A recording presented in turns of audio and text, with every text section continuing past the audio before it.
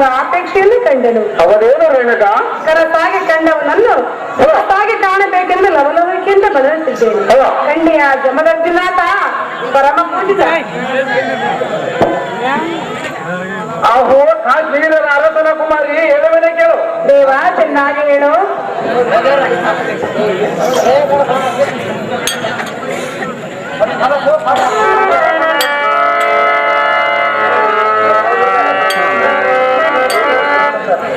ಕಾಶ್ಮೀರ ಹರಸನ ಕುಮಾರಿ ನೇತಕ್ಕೆ ಹಾದುವೆ ಗಾಬರಿ.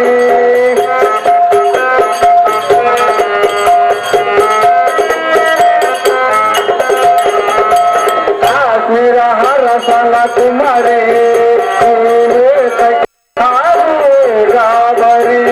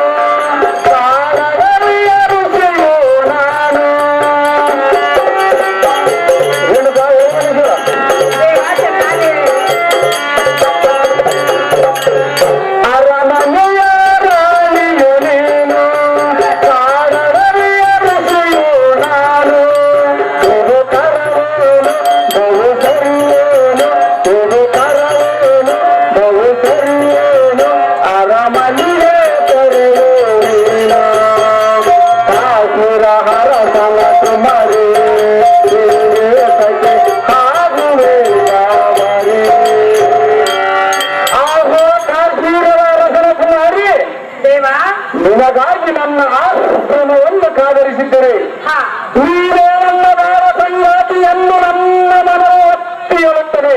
ಹೌದೇ ಸ್ವಾಮಿ? ಆದ ಕಾರಣ ಬರುವವು ನನ್ನ ಆಶ್ರಮಕ್ಕೆ ನವ ಪ್ರಬಲವಿಯಲ್ಲಿ ನಿನ್ನ ಮೈ ನನ್ನ ದೇಹಕ್ಕೆ ತಾಗಿದ ತಕ್ಷಣ ನನ್ನ ಅಂತರಾಳವು ನಿನ್ನಲ್ಲಿ ನೀನು ಕಾದರಿಸುತ್ತದೆ. ರತಿಯ ಪುತ್ರಿ ಸದನಾಲಗ ಇತ್ರಿ. ದೇವ ರೇಣುಕ ಚೆನ್ನಾಗಿ ರೇಣುಕ. ಬೇಡಿಗೆ ನಾಳಿನಲ್ಲಿ ಕೀಚಕನ ಪಾತ್ರ ಮಾಡಿದಂತವರು ರೇಣುಕ ಪಾತ್ರ ಮಾಡಿದಂತವರಿಗೆ 101 ರೂಪಾಯಿ ಬಹುಮಾನ ಪ್ರಕಾರ ಮಾಡುತ್ತಾರೆ. ಮತ್ತು ಅದೇ ರೀತಿ ಎಡಿಗೆ ನಾಳಿನಲ್ಲಿ ದುಶ್ಯಾಸನ ಪಾತ್ರ ಮಾಡಿದಂತವರು 101 ರೂಪಾಯಿ ಬಹುಮಾನ ಪ್ರಕಾರ ಮಾಡುತ್ತಾರೆ. ಆ ಕಲಾಭಿಮಾನಿಗೆ ಪೂರ್ವಕ ಧನ್ಯವಾದಗಳು.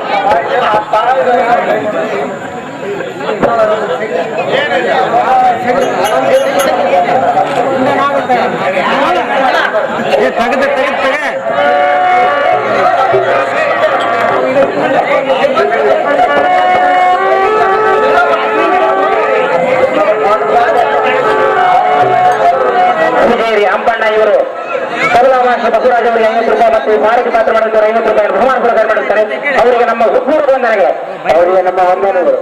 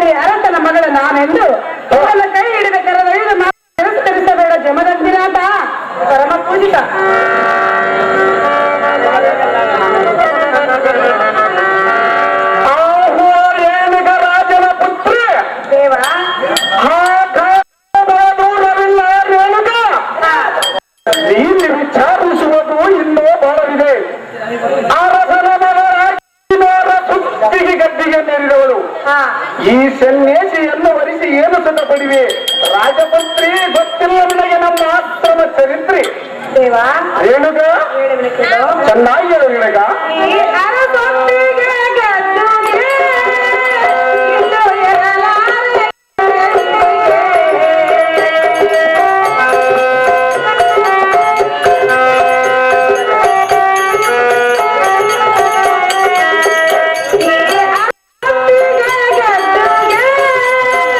ಇನ್ನು ಎರಲಾರೆ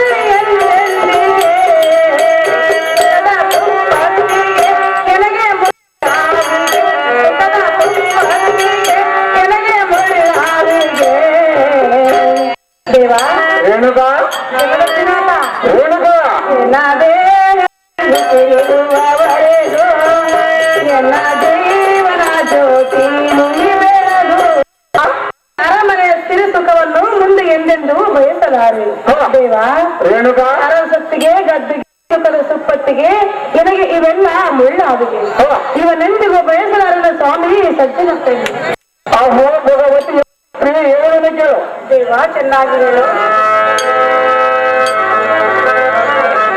ನನ್ನ ನೀನು ಬಯಸಬೇಡರೆ ನನ್ನಿಂದ ಪಡೆಯಲಾರ ಯಾವ ಸುಖ?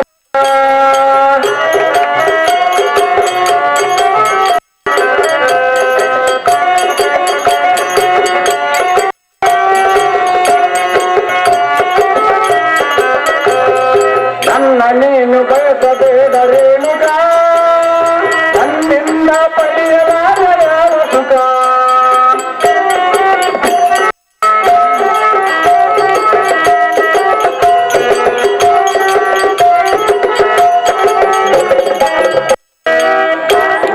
ಅರಮನೆಯ ರಾಣಿಯಲಿ ನಿಲ್ಲುವರೆ ಕಾಡರಲಿಯ ರುಚಿಯ ನನ್ನೇ ಬಾಳುವರೆ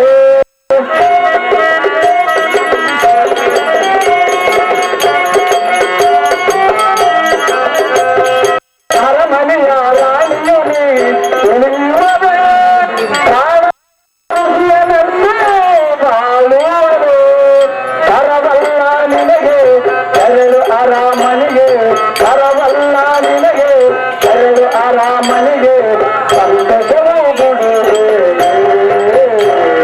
ನನ್ನ ನೀನು ಬಯಸಬೇಡರೇನುಗ ನನ್ನಿಂದ ಪಡೆಯಲಾರ ಯಾವ ಸುಖ ನನ್ನ ನೀನು ಬಯಸಬೇಡರೇನುಗ ಆಹೋ ಭಗವತಿಯ ಪುತ್ರಿ ಸದಮಾನಗ ಇತ್ರಿ ಸ್ವಾಮಿ ನಾಡಿನಂತ ನದಿಯ ಕಪಿಲ ರೇಣುಕ ಸ್ವಾಮಿ ನೀನು ವಿಚಾರಿಸುವುದು ಇಲ್ಲೇ ಬಾಳಿದೆ ನಿನ್ನ ಉದ್ಧಾರ ನಾಡಿಗೆ ನಿನ್ನ ತನ್ನ ತಾಯಿಯ ಆಶ್ರವದ ಮೇರಿಗೆ ಆ ಮೋಚನೆ ಮಾಡು ರಾಜಕುಮಾರಿ ಧರ್ಮ ನೀತಿ ಮೀರಿ ನಡೆಯಬಾರದು ದೇವ ರೇಣುಕ ಚೆನ್ನಾಗಿ ಹೇಳು ರೇಣುಕ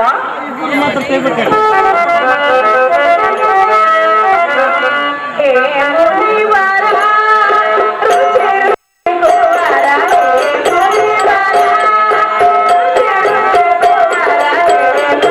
ಮುನಿವರ ರೇಣುಕ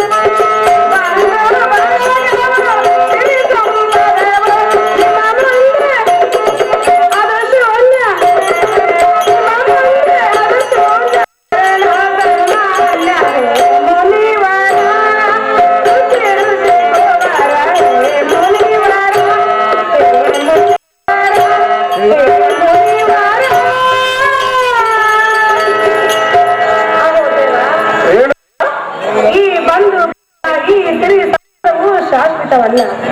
ವಜ್ರದಲ್ಲಿ ಮೃತ್ವವನ್ನು ಹುಡುಕಿದಂತೆ ನನ್ನ ಪರೀಕ್ಷೆ ಮಾಡುತ್ತಿರುವಿರ. ತಂದೆ ಬಂದ ಬಳಗ ಇವೆಲ್ಲವೂ ನಿಮ್ಮ ಮುಂದೆ ಶೂನ್ಯ. ಇದನ್ನೆಲ್ಲ ಮರೆತು ನಿನ್ನ ಹಿಂದೆ ಬರಲು ಸಿದ್ಧವಾಗಿರುವಳು ಈ ರೇಣುಕ, ಜಮದಗ್ನಿನಾಥ ಪರಮ ಪೂಜಿತ. ರೇಣುಕ ಮತ್ತೆ ಹೇಳುವನೆ ಕೇಳು. ಚೆನ್ನಾಗಿ ಹೇಳು.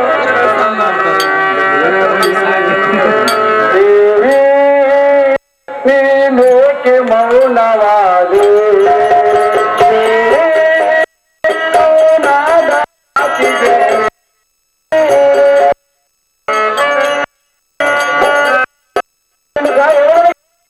ಚೆನ್ನಾಗಿ ಹೇಳು.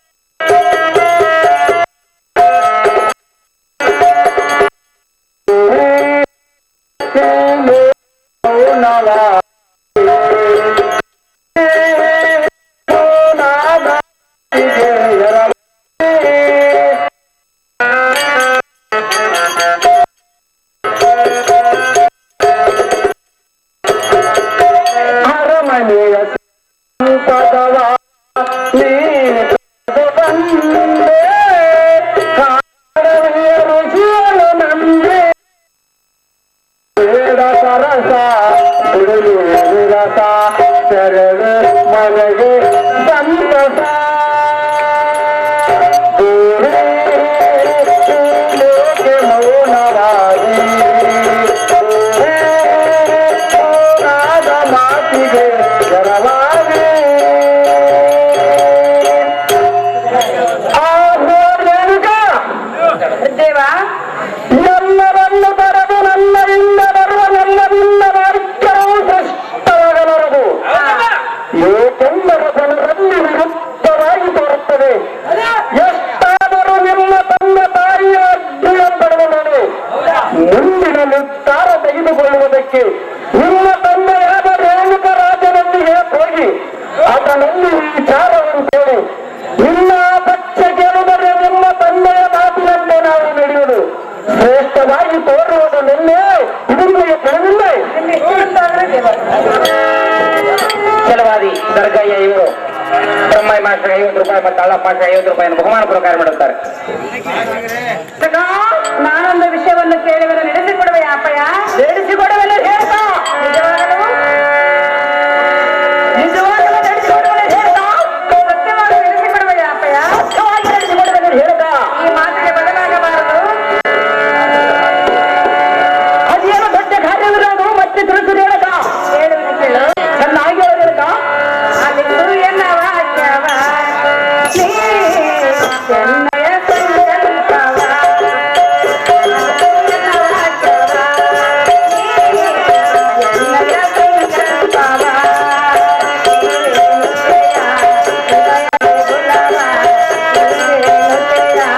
ಹೃದಯದ ಗುಲವ ಸೇರಿನ ಮುನಿ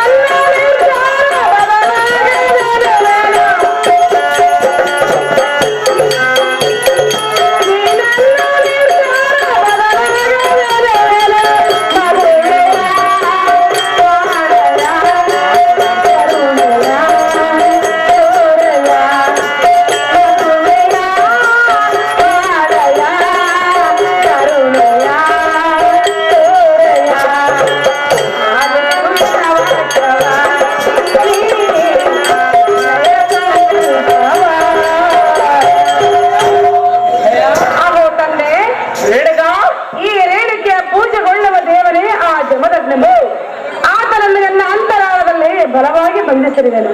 ಜಮದಗ್ನಿ ಮುನಿಯ ಈ ನಿನ್ನ ಮಗಳ ಕಲ್ಯಾಣವನ್ನು ಮಾಡೋ ಜನಕ ಜಗದ್ವಿಖ್ಯಾತಿ ಕಾಂತಿಕನ ಅಮ್ಮ ನಂದಿದೆ ಆ ಘಟ್ಟದ ಮತ್ತು ಧಾರ್ಯ ಸನ್ಯಾಸಿಗೆ ತಂದು ಮರ ಶತ್ರುವಿಯ ರಾಜಕುಮಾರಿ ಬಂದರೇನು ಬರದಿದ್ದರೇನು ನೀನೇಕೆ ಹಿಂದೆ ಹಚ್ಚಿಕೊಂಡೇನೆಂದ್ರೆ ನೋಡ್ತೀನಿ.